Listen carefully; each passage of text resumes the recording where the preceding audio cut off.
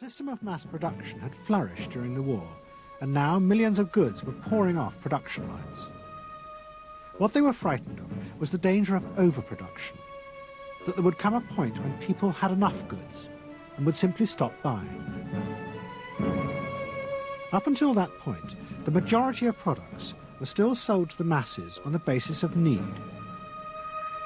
While the rich had long been used to luxury goods, for the millions of working-class Americans, most products were still advertised as necessities. Goods like shoes, stockings, even cars were promoted in functional terms for their durability. The aim of the advertisements was simply to show people the product's practical virtues, nothing more.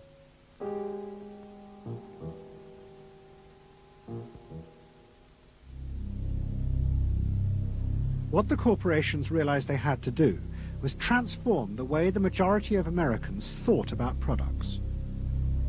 One leading Wall Street banker, Paul Mazur of Lehman Brothers, was clear about what was necessary. We must shift America, he wrote, from a needs to a desires culture.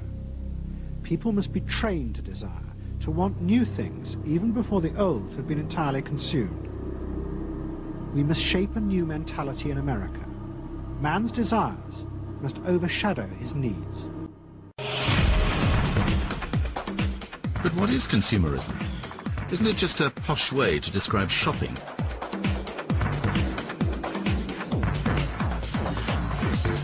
We're all consumers, after all. We all go shopping.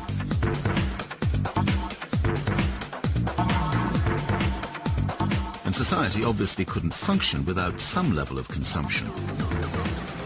I'm not talking about consumption here. I'm talking about the idea that we should all actively be consuming more and more every year, and that this is the best measure of economic progress. So consumerism puts consumption at the very heart of the modern economy, and everything is done to persuade us to go and consume more. Advertising hoardings, billboards, newspapers, magazines, the TV, we are bombarded day in, day out by these advertising messages.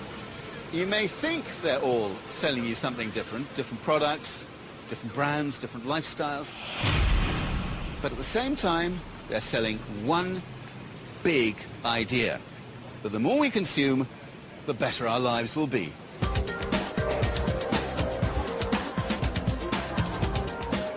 Almost unnoticed, consumerism has become our principal pastime, our zeitgeist, our ideology, all rolled into one. It's a very seductive idea. But it's also a lethal idea. We've become a generation of compulsive shopaholics. El consumo es problemático en nuestra sociedad actual. O sea, recientemente una persona que se atiende conmigo comentaba que el hijo le robó una cámara de fotos, pero no para comprar drogas, como se dice, sino para cambiar su celular, que tenía 4 meses.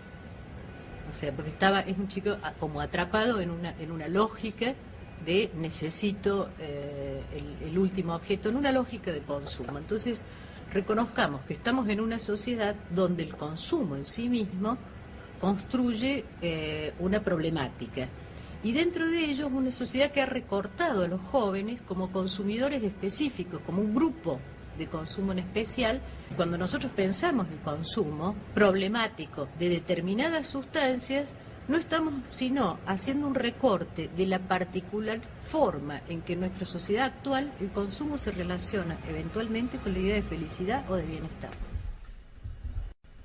El término es lo suficientemente ambiguo como para que nosotros podamos pensar que ahí entran desde sustancias ilegales, sustancias legales, digo, alcohol, cigarrillo están dentro de las legales, psicofármacos están dentro de las legales, sustancias ilegales como las drogas que están penalizadas, digamos, y algunas que ni siquiera imaginamos como drogas, como pueden ser los hidratos de carbono o las grasas saturadas.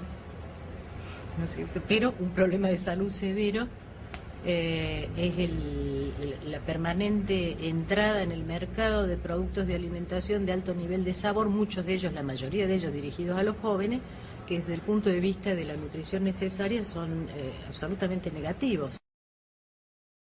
The average American child sees 10,000 food advertisements per year on television. 95% of those are for sugared cereals, soft drinks, fast foods, or candy. 100 million Americans are today either overweight or obese. That's more than 60% of all U.S. adults. Since 1980, the total number of overweight and obese Americans has doubled, with twice as many overweight children and 3 times as many overweight adolescents. The fattest state in America? Mississippi, where 1 in 4 people are obese. Yet each day, 1 in 4 Americans visits a fast food restaurant. And this hunger for fast food isn't just in America. It's happening on a global basis.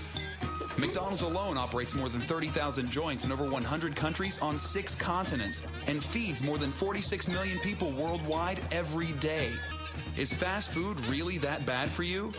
I believe we live in a toxic food and physical inactivity environment. That is, we live in an environment that almost guarantees that we become sick. Not 100% of people become sick, but the numbers of people who do are growing and growing and growing.